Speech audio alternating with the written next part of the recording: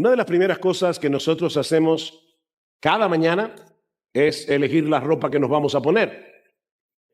Y obviamente eso depende del plan que tenemos para ese día, con quién nos vamos a reunir, a dónde pensamos ir.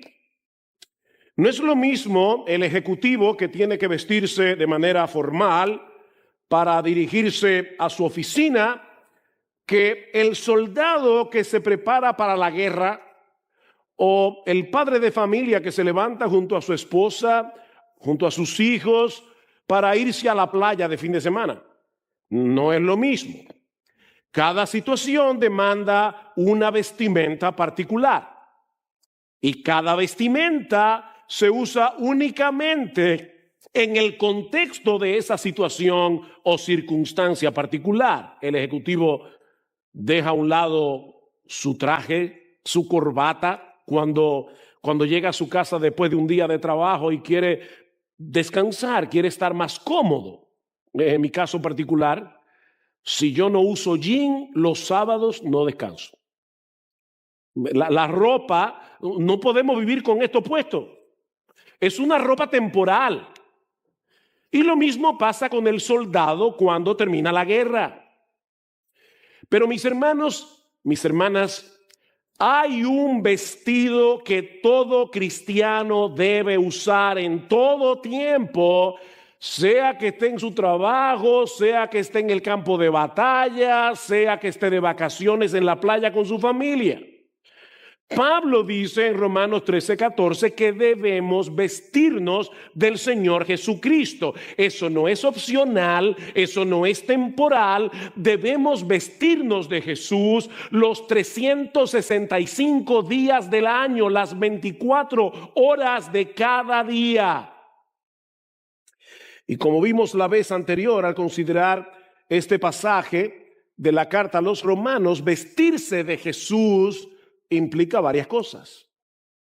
¿Qué significa vestirse de Jesús? Bueno, por un lado, Pablo nos dice en Gálatas capítulo 3, versículo 27, que todos los que fuimos bautizados en Cristo Jesús, de Cristo estamos revestidos. En el momento de nuestra conversión fuimos despojados de la ropa sucia y maloliente de nuestros pecados y fuimos vestidos, fuimos cubiertos, fuimos revestidos de la justicia perfecta de nuestro Señor Jesucristo. Gloria al Señor por eso. Mis hermanos, eso ya sucedió. Fuimos justificados, es decir, fuimos declarados justos en el tribunal de Dios. Y todo eso únicamente por medio de la fe en nuestro Señor Jesucristo. Eso quiere decir, mis amados hermanos, que ahora tú y yo tenemos en el cielo una nueva identidad, porque ya Dios no nos ve como pecadores condenados, sino que nos contempla a través de la persona de su Hijo, nos recibe como hijos y nos trata como hijos. ¡Wow! Nosotros fuimos regenerados y adoptados. Somos hijos por el nuevo nacimiento, somos hijos por adopción. Un niño adoptado recibe el apellido de sus padres adoptivos y desde ese instante él es tratado con todos los privilegios que envuelve ser parte de esa familia. Bueno, mis hermanos, eso es exactamente lo que ocurre cuando una persona viene a Cristo en arrepentimiento y fe. El Dios del cielo ahora nos ve en su Hijo y nos invita a hacer uso de todos los privilegios, de todos los beneficios espirituales que conlleva el hecho de tener esa nueva identidad. Recuerden el texto de Colosenses que leímos hace un momento, Colosenses capítulo 3, versículos 1 al 4. Si habéis pues resucitado con Cristo, buscad las cosas de arriba donde está Cristo sentado a la diestra de Dios. Poned la mira en las cosas de arriba, no en las de la tierra. ¿Saben por qué? Porque habéis muerto. La persona que tú eras desde tu nacimiento, antes de venir a Cristo, esa persona ha muerto y vuestra vida está escondida con Cristo en Dios. Cuando Cristo, nuestra vida, sea manifestado, entonces vosotros también seréis manifestados con Él en gloria. Cristo es ahora nuestra vida. Ya estamos cubiertos de Él. Pero el Nuevo Testamento también nos exhorta a vestirnos de Jesús. O sea, ya fuimos vestidos de Jesús en la justificación. Ahora debemos vestirnos de Jesús en la santificación progresiva. ¿Qué quiere decir eso? Que ahora debemos vivir conforme a lo que somos en Cristo. Y eso es precisamente lo que vamos a ver en los versículos 12 al 14 de Colosenses capítulo 3. Usando de nuevo la imagen de la vestimenta, lo que Pablo nos dice en ese pasaje es que debido a nuestra nueva identidad en Cristo, ahora debemos revestirnos de la conducta y el carácter que corresponden con esa nueva identidad. Un comentarista lo explica con este ejemplo. Si un hombre está vestido con un smoking y una mujer está con un vestido largo y trae puestos unos tacones, unos zapatos con tacones, esto tiene un efecto en su comportamiento. Te miras en el espejo y te ves vestido para una ocasión de dignidad y formalidad, así que te comportas como corresponde. Si lo olvidas y te mueves como si estuvieras vestido con tu ropa de correr, te verás como un tonto, aparte de que seguramente vas a arruinar tu ropa. ¿No es así? En la historia dominicana hay una escena y lamentablemente yo pasé por las aulas hace muchos años de bachillerato y no recuerdo todavía quién es el general, pero hubo un general dominicano que atacó la ciudad de Santo Domingo. Increíblemente. Y venía desde Santiago, precisamente. No es que tenga nada con Santiago, pero venía de Santiago. El tema es que él le prometió a toda la turba que venía con él que ellos iban a poder saquear. Él andaba con un montón de, buen dominicano, de tigres.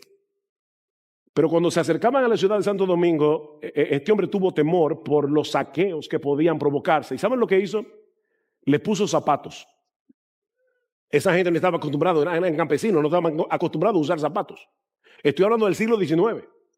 ¿Y saben qué pasó? Los zapatos los controló. Se sentían raros. Ponle a un hombre un saco y una corbata y tú lo estás llevando por cierto camino. Bueno, mis hermanos, nosotros tenemos que vestirnos de Jesús porque ya fuimos vestidos de Jesús.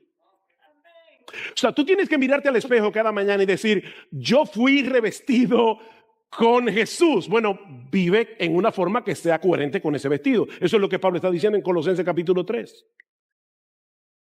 Ahora, nota que lo que estamos diciendo no es que nos hacemos cristianos tratando de cultivar el carácter de Cristo.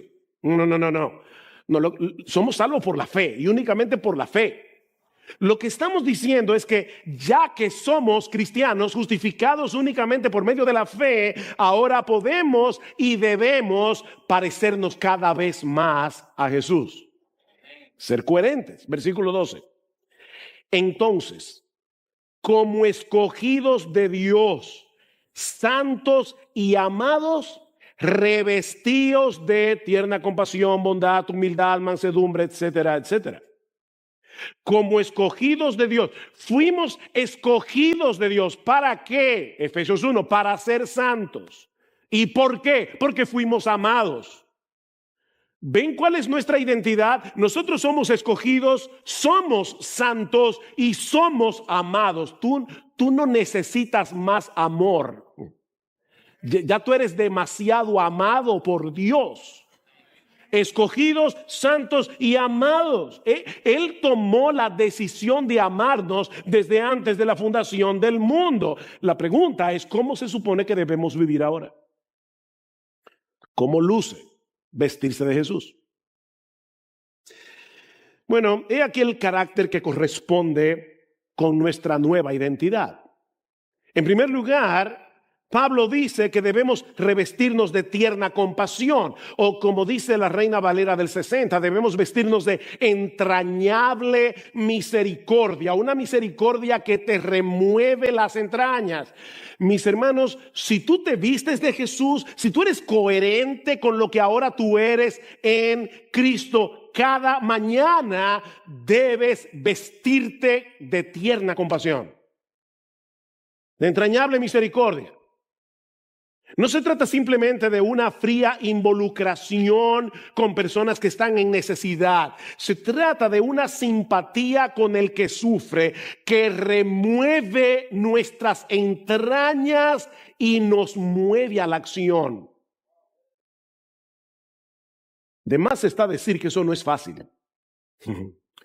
En todos nosotros hay una tendencia a quitar la vista del que está en necesidad y a colocar nuestras necesidades por encima de la de todos los demás. Lo natural no es que seamos compasivos, no es que seamos misericordiosos, sino más bien egocéntricos. ¿Cómo podemos luchar contra esa tendencia del corazón de tal manera que podamos vencer la indiferencia, el egocentrismo y vestirnos de compasión y de misericordia? La respuesta es el Evangelio. El Evangelio. Dios tuvo misericordia de nosotros cuando éramos unos miserables pecadores. No te ofendas, pero si tú eres cristiano, tú vas por la vida con un letrero que dice: yo era un miserable. Yo era un miserable. Y Dios nos amó. Cuando no teníamos nada en nosotros que nos hiciera dignos de su amor. La pregunta es, ¿una persona que ha sido amada de esa forma no debería tratar a los demás con la misma misericordia con la que ha sido tratado? ¿No debería dar de gracia lo que recibió de gracia? Mis hermanos, Dios nos vio en necesidad, Dios nos vio con nuestro vestido maloliente y harapiento de nuestro pecado, pero en vez de quitar la vista, nos amó y se involucró. Nos amó y se involucró. Y ahora yo te pregunto, ¿mantienes tus ojos abiertos a las necesidades que hay a tu alrededor? ¿Sabes que la misericordia comienza con los ojos? Y de ahí se extiende al corazón. La misericordia comienza con los ojos y de ahí sigue con el corazón. Ustedes recuerdan la historia de aquellos dos ciegos que estaban camino en la salida de Jericó y comenzaron a clamar a Jesús: Hijo de David, ten misericordia de nosotros. ¿Qué hizo la multitud? La gente les habló en un tono duro y amenazador. Mateo 20:34. Pero entonces Jesús, movido a compasión, habiéndosele removido las entrañas, dice el texto literalmente, tocó los ojos de ellos y al instante recobraron la vista y le siguieron. Al Señor se le conmovieron las entrañas cuando vio el estado miserable en que vivían estos dos hombres. De manera que para la multitud estos dos ciegos eran un estorbo a la salida del pueblo, pero Jesús los vio con otros ojos. La misericordia comienza con los ojos. Dice en Proverbios 22:9, el ojo misericordioso será bendito. ¿Qué expresión? El ojo misericordioso. Porque dio su pan al indigente. La misericordia depende en gran medida de la manera como miramos a las necesidades a nuestro alrededor. Lo que la gente vio como una molestia, Jesús lo vio como una oportunidad de aliviar el dolor y la miseria humana. Y yo te pregunto, mi hermano, y me pregunto a mí mismo, ¿cuál de esas dos miradas nos identifica? ¿La de la gente o la de Jesús? ¿Contemplas las necesidades de otros a la luz del Evangelio, a través de lo que Dios hizo por ti al precio de la vida de su Hijo cuando estabas en la miseria de tu pecado? al despertarnos cada mañana. Y de hecho yo te sugiero que tomes Colosenses, no es una orden, pero te sugiero que tomes Colosenses capítulo 3, versículo 12 y lo pongas en el espejo de tu baño para que lo veas cada mañana cuando te estés arreglando para salir.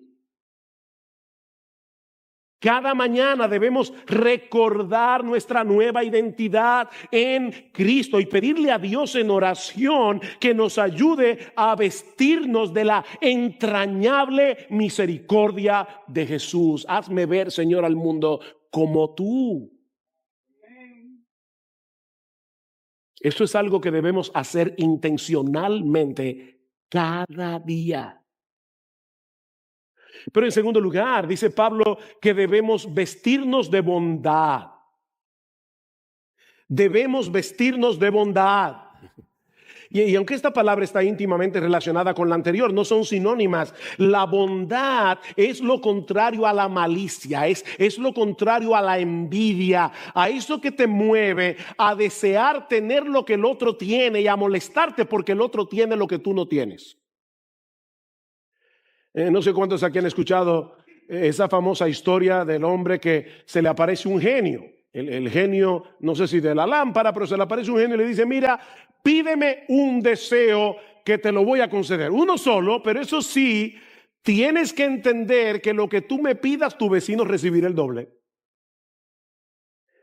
Si me pides un yate, a tu vecino le voy a dar 2. Si me pides $1.000.000, a tu vecino le voy a dar 2.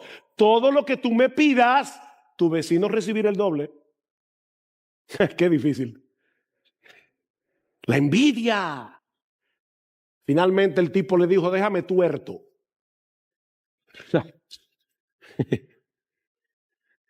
Es increíble. O sea, yo no quiero que el otro tenga más que yo. Bueno, la benignidad, la bondad, es esa buena disposición del corazón que nos lleva a procurar lo bueno para nuestro prójimo. El hombre bondadoso disfruta viendo el bienestar del otro.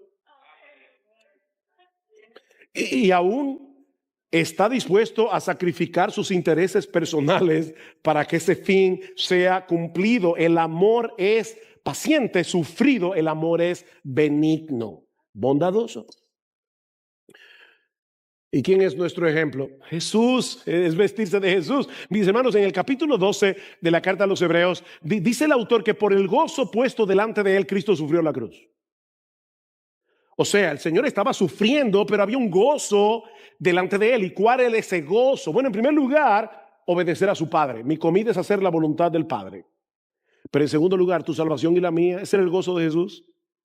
Saber que su sufrimiento iba a traer como resultado nuestra salvación. Dice en Isaías capítulo 53, estoy leyendo aquí de la Reina Valera, verá el fruto de la aflicción de su alma y quedará satisfecho. ¿Y cuál es el fruto de la aflicción de su alma?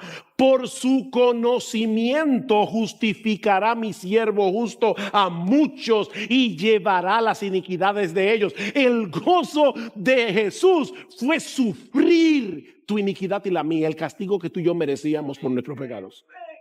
Por el gozo puesto delante de él sufrió la cruz. Mis hermanos, debemos meditar continuamente, intencionalmente en la benignidad de Jesús para con cada uno de nosotros, de manera que podamos revestirnos de esa bondad cada día.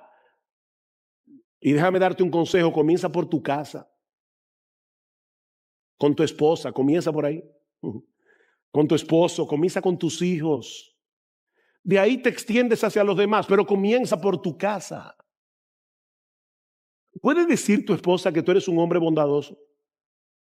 Mi hermana, ¿puede decir tu esposo que tú eres una mujer bondadosa? ¿Pueden decir tus hijos que ustedes son padres bondadosos? ¿Resuman bondad? Aún con vuestros enemigos, si tu enemigo tuviera hambre, dale de comer, si tuviera sed, dale de beber. Deja la ira a la justicia de Dios. Procura tú hacer el bien. En tercer lugar, debemos vestirnos de humildad. Debemos vestirnos de humildad.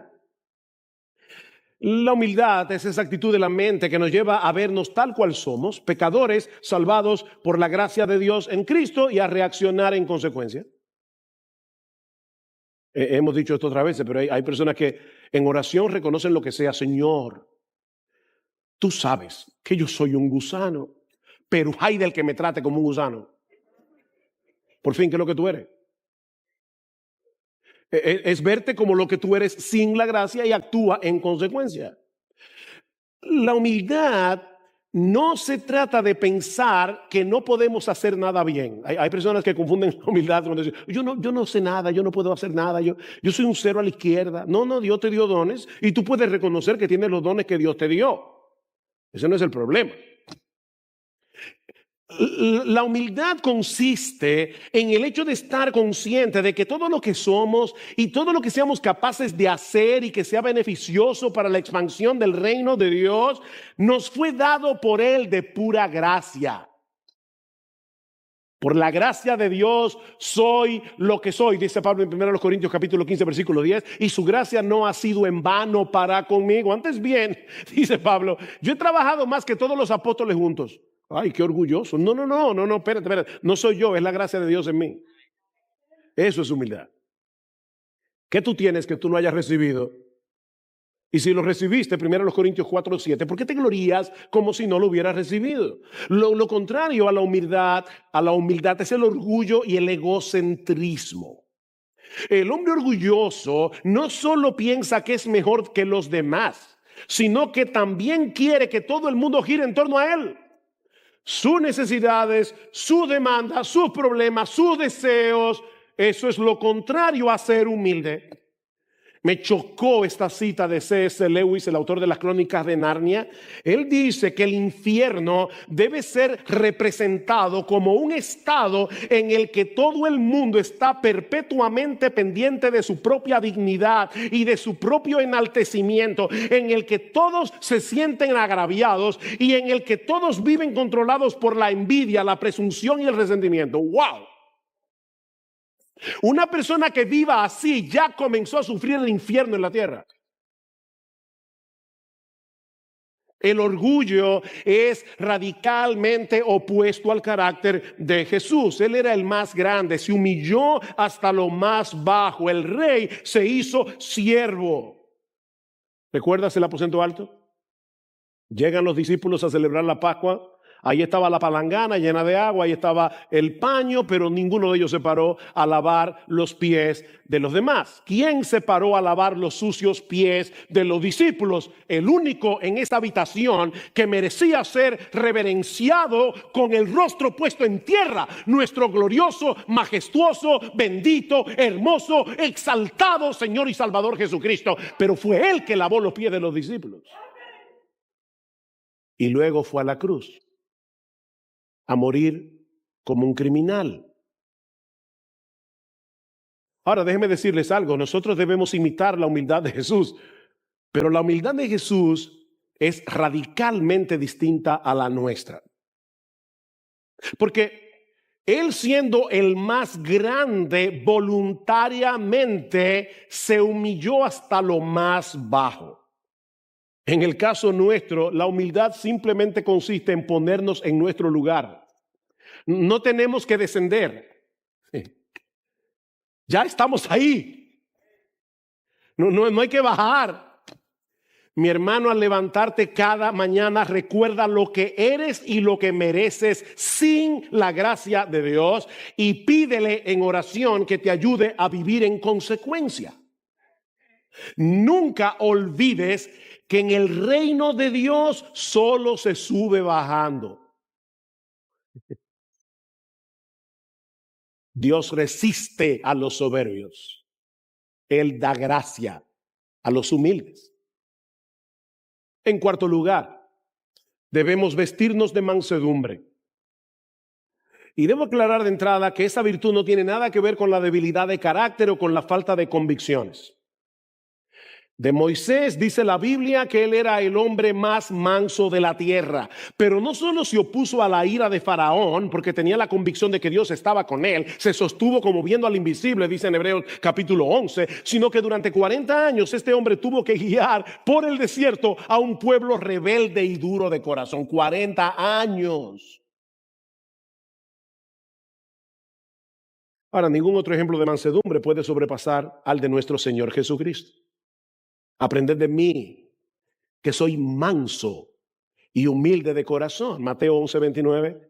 Y hallaréis descanso para vuestras almas. Hallaréis descanso para vuestras almas. Jesús era la mansedumbre encarnada, pero no era débil ni cobarde. La mansedumbre y la debilidad no son sinónimas. Alguien define la mansedumbre como poder bajo control. Poder, no debilidad, pero bajo control. Proverbios 16:32, mejor es el que tarda en airarse que el fuerte, y el que se enseñorea de su espíritu que el que toma una ciudad. El que se enseñorea de su espíritu, poder bajo control. Este hombre controla su temperamento, controla su molestia, controla el deseo inicial que él siente de devolver mal por mal. No es que él no puede hacerlo, es que no lo hace. Es que él decide no hacerlo. Él tiene moneda para devolver. ¿Tú ves a gente que no se quedan callados? Que todo tiene que devolverlo. Como el hombre que le dice a su esposa, déjame decirte una cosa, tus ladridos me entran por este oído y me salen por el otro. Y ella inmediatamente le dice, claro, porque no tienes nada en la cabeza.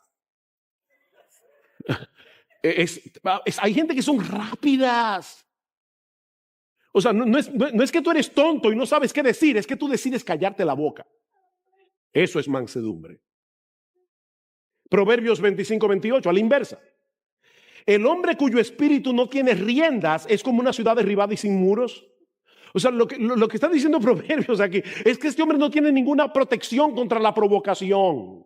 No tiene protección contra el maltrato. ¿Qué nos capacita para actuar con mansedumbre? Bueno, depender del espíritu. Mirar continuamente a Jesús en la Escritura, viendo su gloria, somos transformados de gloria en gloria en la misma imagen, como por el Espíritu, depender del Espíritu, mirar a Jesús en la Escritura, recordar lo que somos sin la gracia, como dice Martin Lloyd Jones, el que está en el piso no tiene miedo de caerse. Tú te defiendes porque tú crees que estás en un pedestal, pero también confiar en la soberanía de Dios. ¿Tú quieres ser manso?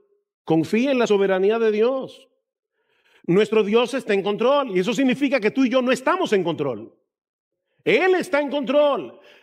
Y qué bueno, porque el universo está en mejores manos que en las nuestras. No tenemos que hacernos cargos de la situación y darle al ofensor lo que merece, porque Dios se hará cargo a su debido tiempo.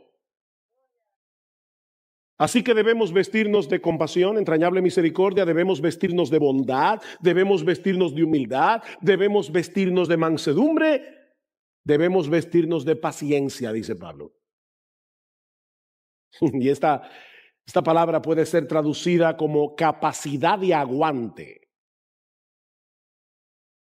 En la época cuando se iba mucho la luz, bueno, aquí todavía se va la luz, pero nosotros vivíamos en un lugar donde se iba mucho la luz y teníamos un inversor.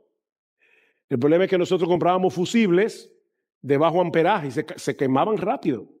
Bueno, lo que esta palabra significa es un fusible de mucho amperaje. Aguanta electricidad o 20 y no se quema. Capacidad de aguante. Transmite la idea de una persona que rehúsa dejarse controlar por la ira, por el deseo de venganza, sin importar cuánto sea provocado ni por cuánto tiempo.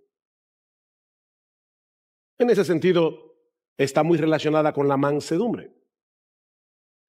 Yo creo que la paciencia es una de esas virtudes que casi todo el mundo reconoce que necesita. ¿No es así? Yo le pregunto a la gente, ¿qué tú necesitas más? Paciencia. No mansedumbre, paciencia. Y también mansedumbre. El problema es que no sabemos cómo yo puedo crecer en paciencia. Bueno, la clave está otra vez en meditar continuamente en la paciencia que Jesús tiene contigo. La paciencia de Jesús. Otra vez, viendo su gloria en la palabra, somos transformados de gloria en gloria.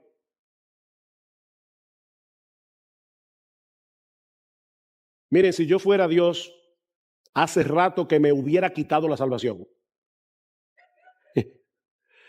Pero Dios me tiene paciencia. Él no me quita lo que ya me dio de pura gracia y continúa trabajando pacientemente para completar en mí la obra que empezó. Filipenses 1:6. El que comenzó en vosotros la buena obra, Él la perfeccionará. Dios no va a dejar su obra en la mitad. ¿Por qué? Porque Él es paciente. Mis hermanos, meditar continuamente en la paciencia de Dios nos ayuda a desarrollar nuestra propia paciencia. Piensa mucho en la paciencia que Dios tiene contigo. Nosotros decimos, yo no sé cómo es que Dios no toma a toda esa gente que están conspirando contra Él y mandarlos al infierno. No, mira, sí, Dios es paciente con esa gente, pero Dios es paciente contigo todos los días. ¿No es así? Vístete de paciencia. Bien, ese es el cuadro general del carácter que corresponde con nuestra nueva identidad en Cristo. Eso es lo que significa en la práctica vestirse de Jesús. Pero ahora Pablo nos hace ver el impacto que va a tener ese carácter en nuestras relaciones personales. ¿Qué sucedería, mis hermanos, en nuestras relaciones unos con otros si todos en la iglesia tomáramos en serio este código de vestimenta? Ahora tenemos que ponernos la mascarilla. Bueno, eso es ahora por la pandemia, pero si tú eres cristiano, tú siempre debes ponerte la bondad, la humildad, la mansedumbre, la paciencia, la compasión. ¿Qué impacto va a tener eso en la iglesia? ¿Ustedes se imaginan a todos en la iglesia tomando en serio ese código de vestimenta? ¿O cómo serían nuestros matrimonios si cada día en tu casa, recuerda, comienza en tu casa, con tu esposa, con tus hijos? ¿Qué pasaría en nuestra relación matrimonial si todos los días nos vistiéramos de entrañable misericordia, benignidad, humildad, mansedumbre, paciencia? En una época tan individualista como la nuestra, fácilmente podemos perder de vista el aspecto corporativo de nuestra salvación. Cristo no salva individuos simplemente para llevarlos al cielo, sino para meterlos en una familia, en una iglesia. Vean una vez más lo que dice Pablo en el versículo 13, y soportándoos unos a otros, sopórtense. Y Pablo dijo eso porque él sabía que en la iglesia a veces hay personas que se van a comportar con nosotros en una forma insoportable. Y nosotros a veces nos comportaremos en una forma insoportable con otros. Sopórtense unos a otros y perdonándoos unos a otros si alguno... Y ese sí condicional debe ser traducido como algo que es una realidad. Eso va a pasar. No es que Pablo está diciendo, si es que acaso, tal vez, alguna vez alguien te ofende. No. Eso va a suceder en la iglesia. Soportándoos unos a otros y perdonándoos unos a otros cuando alguno tenga queja contra otro. Como Cristo os perdonó, así también hacedlo vosotros.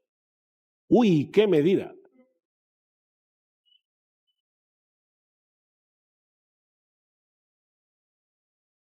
Nosotros vamos a tener problemas en la iglesia. La iglesia no es una sociedad perfecta donde no hay problemas.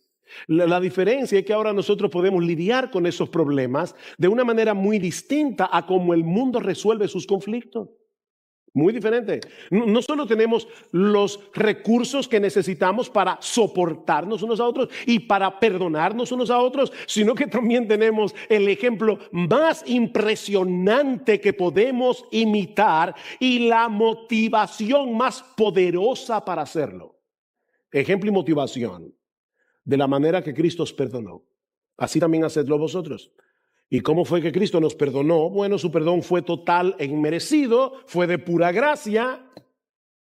De hecho, la palabra que se traduce en nuestras Biblias como perdonar, charizomai, se deriva de la palabra charis, que significa gracia.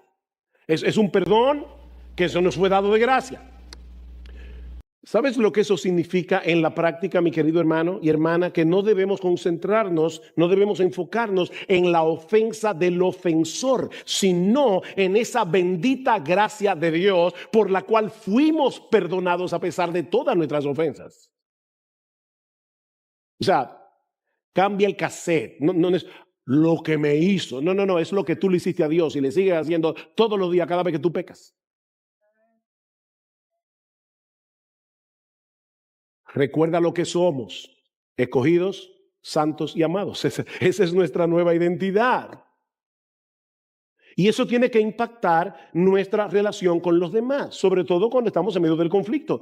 Quítense de vosotros toda ira, enojo, gritería, maledicencia, toda malicia. Antes bien, sed benignos unos con otros, perdonándoos unos a otros, como Dios también os perdonó a vosotros en Cristo. Efesios capítulo 4, versículo 31-32. Y luego en el capítulo 5, versículo 1 dice, andad en amor como vosotros como ustedes fueron amados por Dios. Andad en amor.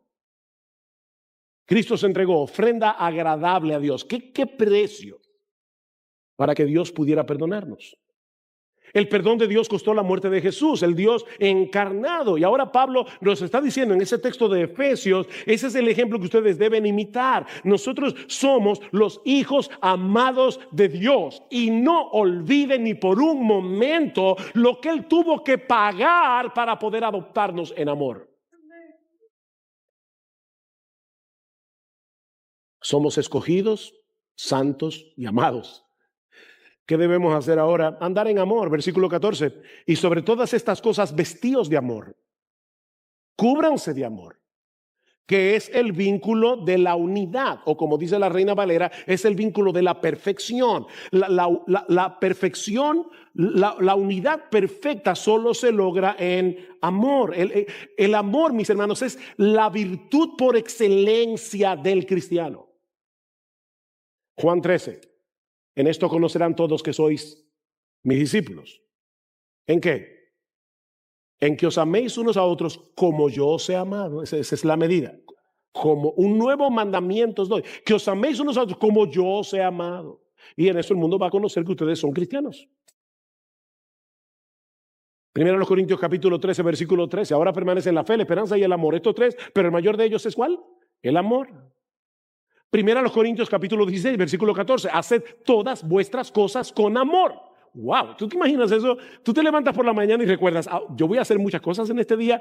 Todo lo que yo haga, desde cosas tan triviales como limpiar la casa, organizar las gavetas, hacer la comida, como hacer una operación de corazón abierto. Haced todas vuestras cosas con amor.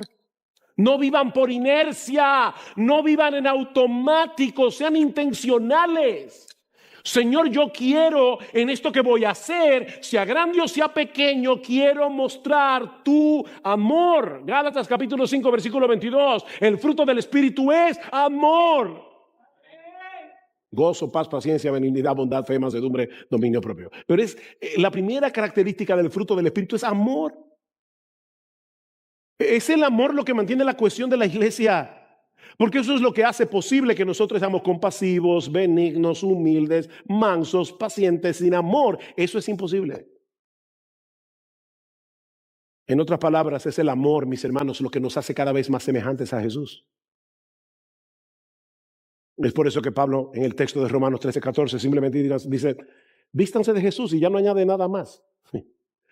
Vístete de Jesús y eso es suficiente. Porque Él es la encarnación de todas las virtudes y más de las que Pablo menciona en Colosenses 3. Cristo es el todo y en todos. Él es el modelo y Él es el motor. Él es el modelo y el motor que nos impulsa a desarrollar ese carácter distintivo. El amor de Cristo nos constriñe, el amor de Cristo nos presiona, el amor de Cristo nos empuja. Pensando esto, juzgando esto, considerando esto, que si uno murió por todos, luego todos murieron y por todos murió para que los que viven ya no vivan para sí, sino para aquel que murió y resucitó por ellos. Miren, mis hermanos, déjenme decir una cosa. A Dios no solo le importa nuestra obediencia, a Él le importa nuestra obediencia, pero no solo le importa nuestra obediencia, sino también lo que la motiva. ¿Qué motiva nuestra obediencia? Porque Él no quiere que le obedezcamos movidos por la culpa y por el temor. Él quiere que obedezcamos por el gozo que produce el evangelio, el gozo de saber lo que ya Cristo hizo a nuestro favor hace 2000 años en la cruz. El evangelio es el único combustible que puede mantener a un creyente en el camino de la obediencia de manera sostenida y gozosa. Por eso dice Michael Horton que la vida cristiana es como un bote de vela con el más sofisticado sistema satelital de GPS. La ley moral, dice Horton, es el sistema GPS satelital. Pero mira, el bote con el más sofisticado sistema satelital, si el viento no empuja las velas, no se mueve. Entonces, la ley de Dios es el GPS, pero el evangelio es el viento que mueve el bote.